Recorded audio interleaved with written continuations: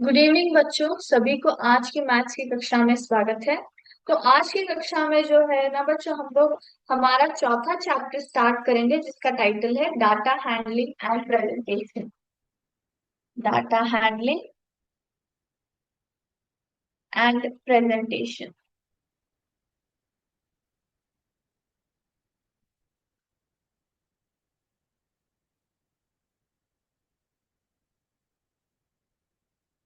Yes. तो इस chapter में हम लोग क्या पढ़ रहे हैं? हम लोग जो है सबसे पहले पढ़ेंगे डेटा का मतलब क्या है। ठीक है। और किस तरह से हम लोग जो है डेटा को कलेक्ट करते हैं, उसको ऑर्गेनाइज कैसे करते हैं। और प्रेजेंटेशन मतलब जो हम लोग डेटा जो कलेक्ट करके पूरा एक ठीक तरह के वे में ऑर्गेनाइज करके उसको हम लोग किस प्रकार में प्रेजेंटेशन करते हैं, यानी कि लोगों को जो है उस दिए गए डेटा से उपयोग हो सके, उस तरह से हम लोग जो है प्रेजेंटेशन कैसे करते हैं। यहाँ पे जो है आप लोग तरह तरह के मेथड से सीखेंगे जिससे कि आप जो है डेटा को प्रेजेंट कर सके। ठीक है। तो सबसे पहले जो है मैं यहाँ पे आपको जो है डेटा का मतलब समझाऊंगी।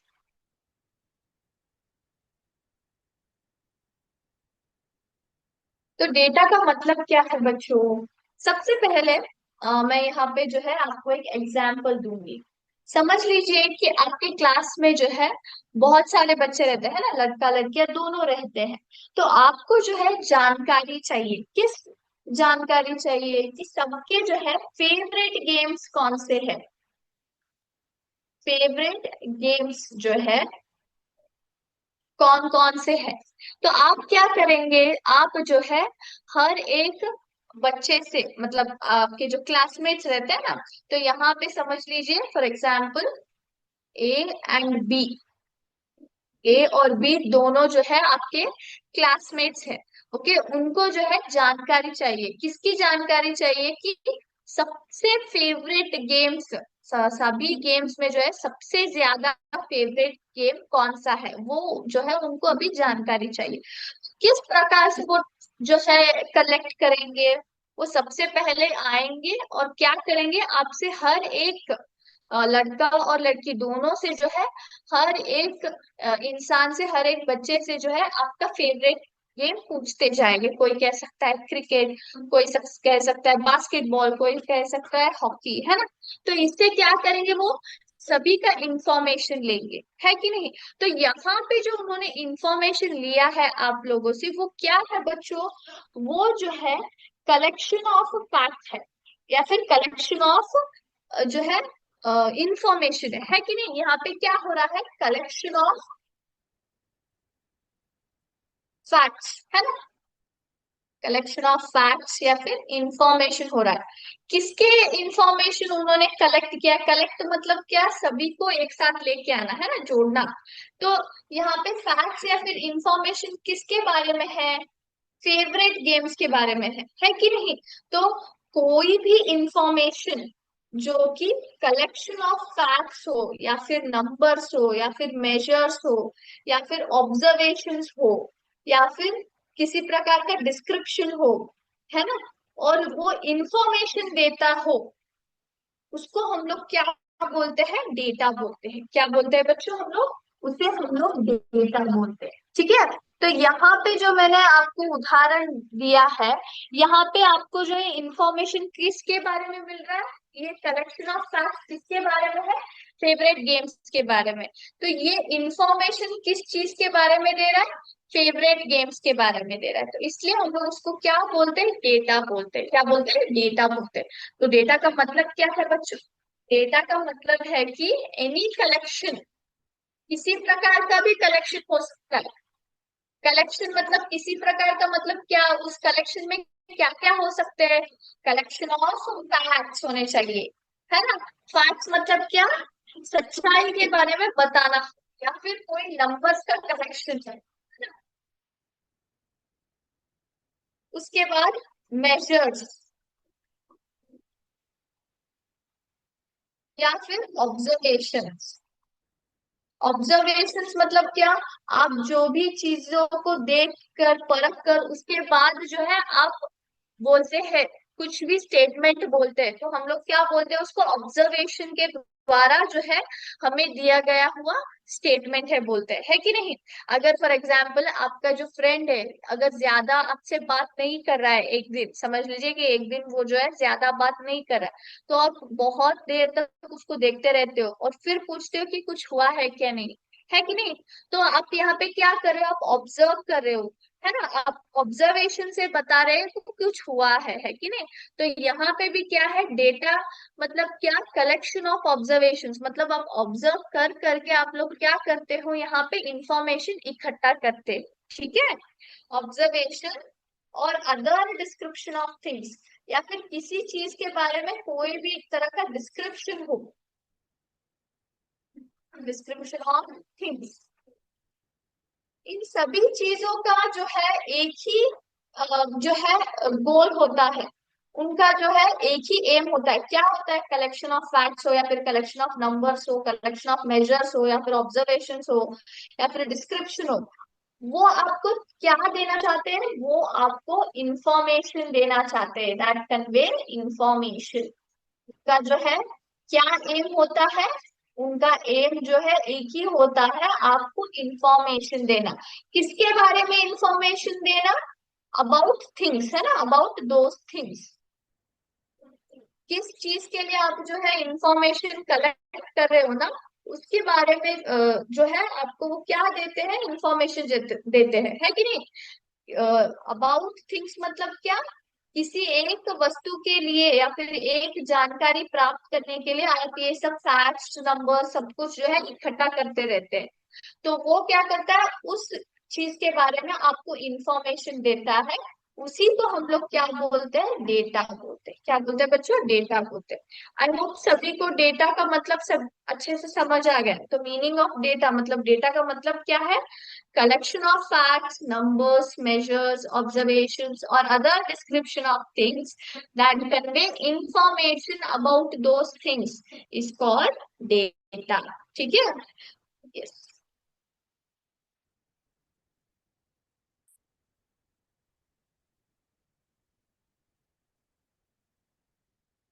करेंगे कलेक्टिंग एंड ऑर्गेनाइजिंग डेटा के बारे में, कलेक्टिंग एंड ऑर्गेनाइजिंग डेटा के बारे में।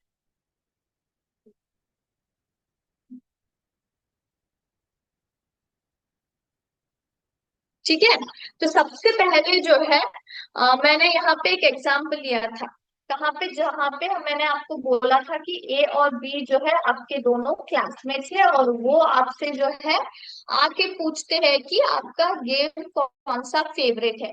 उनको क्या इंफॉर्मेशन चाहिए, which is the most favourite game, है ना, उनको किसके बारे में जानकारी चाहिए, कि सभी गेम्स में जो है सबका फेवरेट, सबसे ज्यादा फेवरेट गेम किसका कौन सा है ना, सबसे ज्यादा फेवरेट गेम कौन सा है, वो इंफॉर्मेशन उनको चाहिए, है कि नहीं। तो समझ लीजिए कि वो आके जो है आपसे इंफॉर्मेशन लेते हैं, ठीक है। तो यहाँ पे जो है मैं लिखते हुए जाती हूँ, अभी देखिए यहाँ पे फॉर एग्जाम्पल, यहाँ पे कुछ स्टूडेंट्स के नाम लूंगी मैं, ठीक है। सी समझ लिए, बोलते हैं कि हॉकी बहुत पसंद है मुझे। डी बोलता है मुझे फुटबॉल बहुत पसंद है। ई बोलता है मुझे हॉकी ज्यादा पसंद है। एफ बोलता है क्रिकेट मुझे बहुत पसंद है। जी बोलता है कि मुझे जो है मुझे क्रिकेट पसंद है। एच बोलता है मुझे जो है थ्रो बॉल बहुत पसंद है, ठीक है। और आई जो है बोलता है मुझे जो है फुटबॉल बहुत पसंद है। और जे बोलता है मुझे जो है हॉकी बहुत पसंद है। के मुझे बोलता है मुझे जो है बेसबॉल बहुत पसंद है। एल बोलता है मुझे जो है थ्रो बॉल बहुत पसंद है। ठीक है, तो यहाँ पे जो है मैं इतने स्टूडेंट्स के जो है फेवरेट गेम्स यहाँ पे लिख दे। ये क्या है बच्चों, what do you call this? यहाँ पे सी है ना, यहाँ पे सी है, फिर डी है कि नहीं? सी है, डी है, ई है, एफ है, जी, एच, आई, जे, के, एल। तो इतने सारे स्टूडेंट्स के जो है मैंने यहाँ पे जो है उनसे पूछ लिया कि फेवरेट गेम कौन कौन से है, और यहाँ पे मैंने लिख दिया है। ये क्या है बच्चों? इसको हम लोग क्या बोलते हैं? इसको हम लोग बोलते हैं कलेक्शन ऑफ डेटा। इसको हम लोग क्या बोलते हैं? कलेक्टिंग डेटा या फिर कलेक्शन ऑफ डेटा बोलते हैं। तो यहाँ पे क्या हो रहा है, आप जो है किसी एक वस्तु का जो है जानकारी सभी से इकट्ठा कर रहे हो। यहाँ पे मुझे जानकारी किसके लिए चाहिए था? मुझे जो है मोस्ट फेवरेट गेम कौन सा है वो जानने के लिए मुझे जो है यहाँ पे जो है डेटा मैंने यहाँ पे कलेक्ट किया है। ठीक है। कलेक्शन ऑफ डेटा का मतलब क्या है बच्चों? मतलब ये है कि आप यहाँ पे जो है सभी सोर्सेस से या फिर सभी लोगों से जो है आप यहाँ पे उस विषय बदल आप जानकारी जो है यहाँ पे कलेक्ट कर रहे हो, और कलेक्ट करके एक ही जगह पे उसको लिखते हुए जा रहे हो। इसको हम लोग क्या बोलते हैं? कलेक्टिंग डेटा बोलते हैं। इसको हम लोग क्या बोलते हैं बच्चों? Collecting data. लेकिन क्या ये डेटा ऑर्गेनाइज्ड है? नहीं, बिल्कुल नहीं। ये डेटा जो है ऑर्गेनाइज्ड नहीं है। वो क्यों नहीं है? क्योंकि इतना मैंने लिख दिया है। अभी कोई मुझे बता सकता है कि which is the most favourite game? सिर्फ ये जो मैंने लिखा है इतना देख के आप बता सकते हो? इसका जवाब दे सकते हो which is the most favourite game? हम लोग नहीं दे सकते। आपको यहाँ पे काउंट करना पड़ेगा आपका हॉकी कितने लोगों को पसंद है, क्रिकेट कितने लोगों को पसंद है, थ्रोबॉल कितने लोगों को पसंद है कि नहीं? फिर आप बता सकते हो कि which is the most favourite game, है ना? तो ये सिर्फ मैंने यहाँ पे डेटा कलेक्शन किया है। मैंने यहाँ पे क्या किया है? डेटा मतलब information of favourite games. Information of favourite games मैंने यहाँ पे सिर्फ लिख दिया है, लेकिन अभी तक इसको मैंने ऑर्गेनाइज नहीं किया है। ऑर्गेनाइज कैसे करेंगे? How will I do it? हम लोग ऑर्गेनाइज कैसे करते हैं? तो ऑर्गेनाइज करने के लिए जो है हम लोग यहाँ पे एक मेथड को यूज करते हैं बच्चों, जिसका नाम है टैली मार्क्स। इसका नाम है टैली मार्क्स। ठीक है। तो सबसे पहले कलेक्शन ऑफ डेटा हम लोग क्या करते हैं? कलेक्शन ऑफ डेटा में द इंफॉर्मेशन, है ना, यहाँ पे हम लोग जो इंफॉर्मेशन रहता है ना, information about a particular thing, किसी भी विषय बदल हो सकता है। ठीक है। About a particular thing is collected, है ना, हम लोग यहाँ इसको यहाँ पे कलेक्ट करते हैं। कलेक्टेड फ्रॉम वेरियस सोर्सेस, है ना। हम लोग जहां जहां भी हमें ये इंफॉर्मेशन मिल सकता है वहां से हम लोग उसको कलेक्ट करते हैं और एक जगह लिख देते हैं, and return at a particular place, और इन अ बुक, कुछ भी बुक हो सकता है, लैपटॉप हो सकता है, तो यहाँ पे मैं पर्टिकुलर प्लेस ले लेती हूँ। तो कलेक्शन ऑफ डेटा का मतलब क्या है? हम लोग यहाँ पे क्या करते हैं? हम लोग जो है इंफॉर्मेशन को हर जगह से जो है कलेक्ट करते हैं, किसी के बारे में जानने के लिए। किसी मतलब जो भी हमें जो है एक पर्टिकुलर थिंग के बारे में जानकारी चाहिए ना, उसको हम लोग एक विषय के बारे में हमें जानकारी चाहिए, तो उस विषय के बारे में जो है हम लोग इंफॉर्मेशन कलेक्ट करते हैं हर जगह से, जहां पे भी हमें मिल सकता है ना, वहां से हम लोग जो है इंफॉर्मेशन कलेक्ट करके एक जगह पे हम लोग उसे कंबाइन करके लिख देते हैं। ठीक है। ऑर्गेनाइज मतलब क्या? ऑर्गेनाइज मतलब हमने जो कलेक्ट किया रहता है ना बच्चों, जिस डेटा को कलेक्ट कर किया रहता है,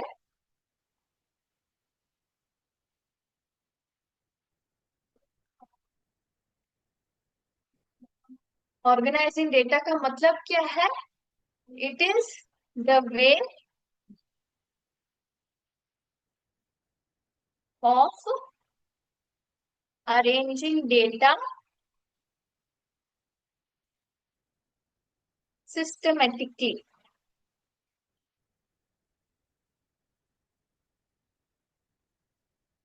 तो हम लोग यहाँ पे क्या करते हैं, जो भी हम लोग डेटा कलेक्टेड रहता है ना,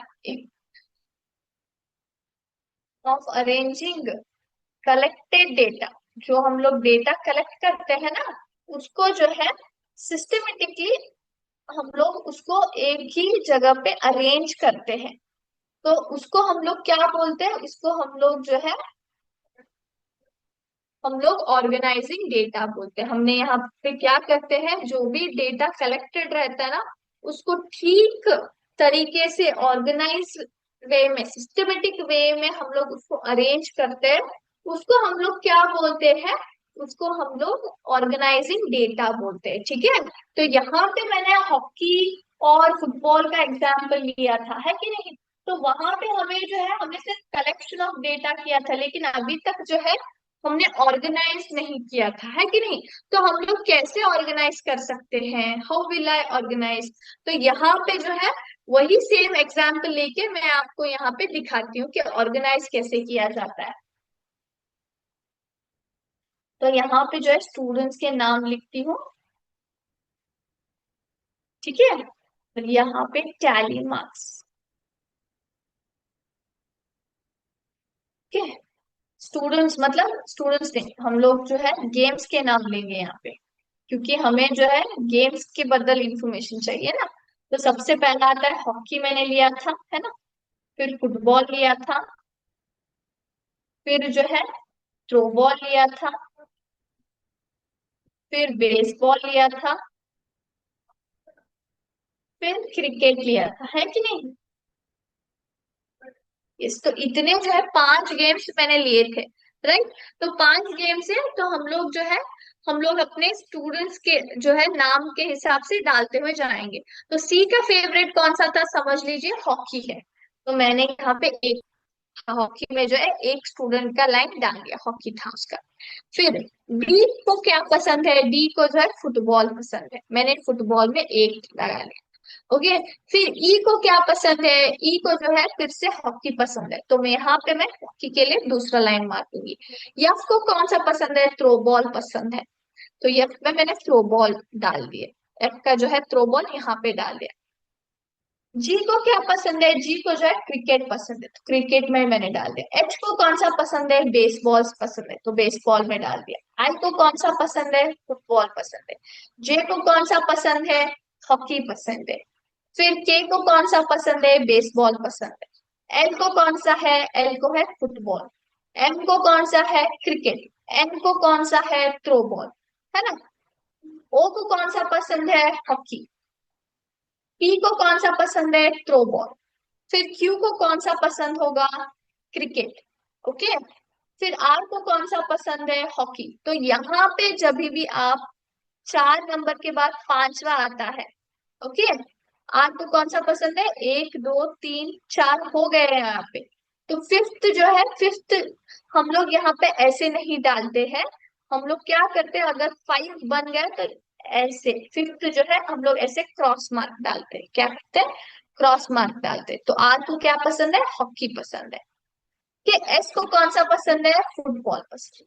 ठीक है, तो मैं यहाँ पे स्टॉप करती हूँ। तो इतने सारे स्टूडेंट्स के जो है मैंने डेटा यहाँ पे क्या कर दिया है, मैंने ऑर्गेनाइज कर दिया है। क्या कर दिया है, ऑर्गेनाइज कर दिया। अब हम लोग जो है नंबर ऑफ स्टूडेंट्स लिखेंगे, मतलब कितने स्टूडेंट्स को कौन कौन सा गेम्स पसंद है। ओके, अभी बताइए, ये कितने हो गए, 5 मैंने बोल दिया था, 1 2 3 4, ये पांचवा मैंने क्रॉस डाल दिया है, 5। ये कितने हैं, 4। फिर है 3, फिर 2 है, फिर 3 है नहीं। तो टोटल नंबर ऑफ स्टूडेंट्स कितने डाटा है, 5 + 4 9, 9 + 3 12, 12 + 2 14, 14 + 3 17, है कि नहीं। Yes, yes. अभी देखिए, अभी आप अगर देखेंगे तो इसमें ज्यादा नंबर कौन सा आ रहा है, हॉकी का आ रहा है ना, हॉकी का आ रहा है। तो सबसे फेवरेट गेम कौन सा है बच्चों में, हॉकी है ना। हॉकी है।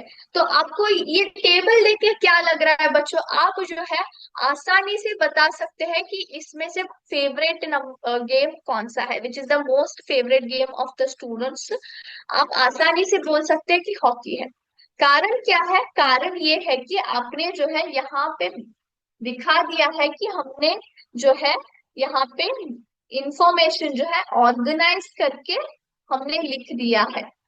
ऑर्गेनाइज करके लिखने के कारण जो है आपको आसानी से उत्तर मिल रहा है। तो इसको हम लोग क्या बोलते हैं, डेटा, दिया गया इंफॉर्मेशन या फिर दिया गया डेटा को हम लोग जो है सिस्टमेटिक वे में अरेंज करके लिखते हैं। इसको हम लोग क्या बोलते हैं, ऑर्गेनाइजिंग ऑफ डेटा बोलते हैं, ठीक है।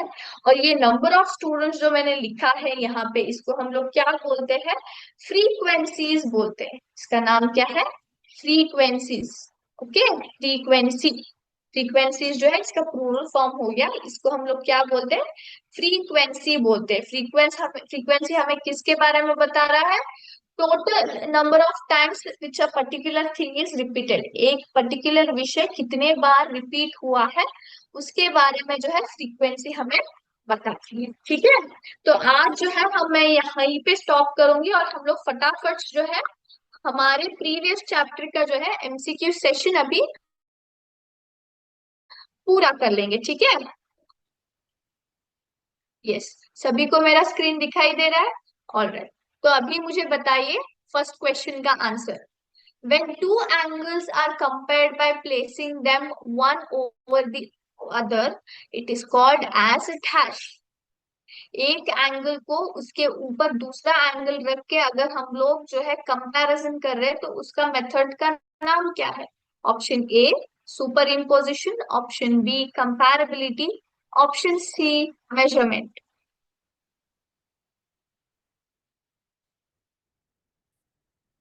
Yes, the correct option is option A, very good. तो ऑप्शन ए जो है करेक्ट आंसर है। Then option B, when two angles are equal in size they are called as, जब दो एंगल्स का साइज बराबर हो हम उसको क्या बोलते हैं।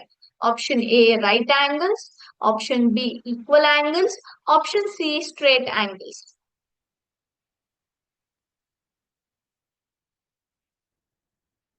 यस, हम उसको क्या बोलते हैं, option B equal angles, very good बच्चों। Yes, option three, when an angle lies in a straight line measuring 180 degrees it is called as dash। जब एंगल जो है स्ट्रेट लाइन में हो और उसका मेजरमेंट 180 डिग्री हो उसको हम लोग कौन सा एंगल बोलते हैं। Option A right angle, option B equal angle, या option C straight angle.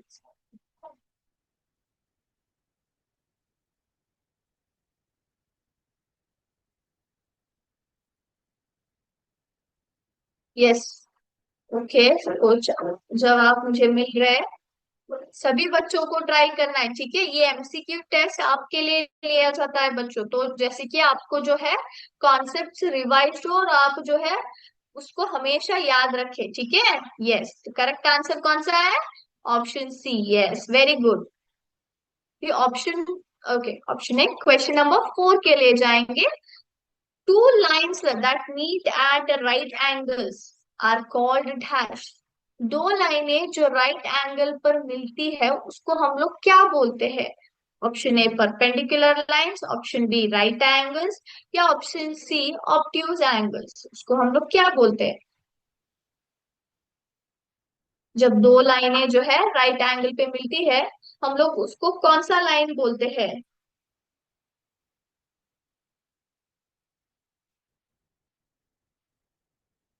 Yes, उसको हम लोग परपेंडिकुलर लाइंस बोलते हैं। Option A is correct one. Now question number 5, an angle is said to be right angle when it measures dash। हम लोग एक angle जो है, एंगल को जो है राइट एंगल बोल सकते हैं जब उसका मेजरमेंट कितना होना चाहिए। Option A 180 degree, option B 90 degree, या फिर ऑप्शन सी 360 डिग्री।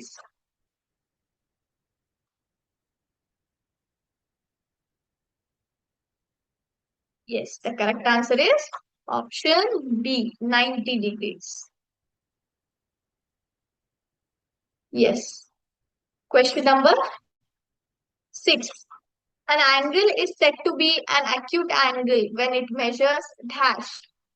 हम लोग कौन से एंगल को एक्यूट एंगल कह सकते हैं, उसका मेजरमेंट कितना रहता है?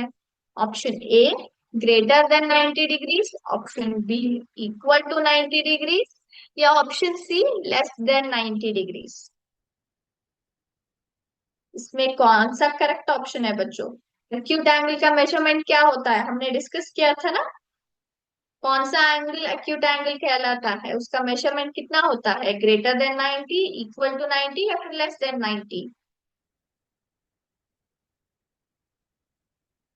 Yes, the correct answer is option C less than 90 degree हो तो हम लोग क्या बोलते हैं उसको? एक्यूट एंगल बोलते हैं ना। Option C is the correct one. Greater than 90 हो तो हम लोग क्या बोलते हैं उसको? ऑब्ट्यूज एंगल बोलते हैं ना।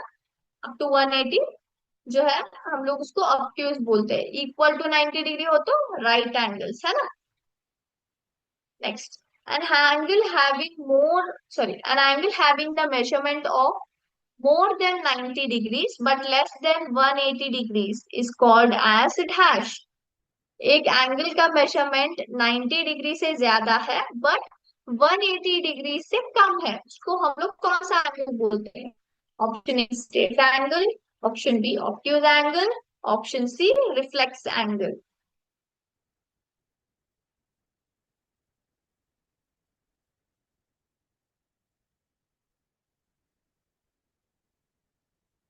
यस, कौन सा है बताइए फटाफट।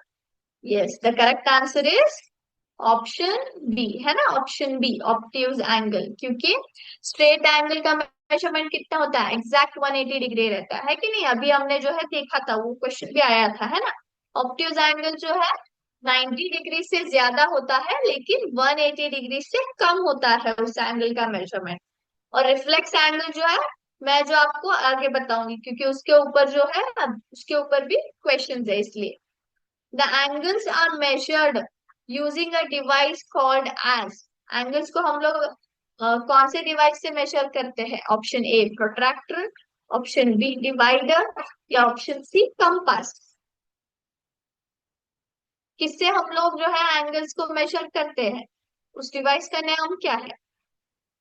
यस, उसका डिवाइस का नाम क्या है? इट इज प्रोट्रैक्टर है ना। हम लोग प्रोट्रैक्टर को यूज करते हैं कि नहीं? हाफ प्रोट्रैक्टर या फिर फुल प्रोट्रैक्टर को उपयोग करके हम लोग जो है एंगल्स को मेजर करते हैं, correct. Yes. The next question, ninth question क्या है? The protractor is divided into dash parts. Protractor को कितने पार्ट्स में डिवाइड किया जाता है? 180, 90 या फिर 360? 180, 90 या फिर 360?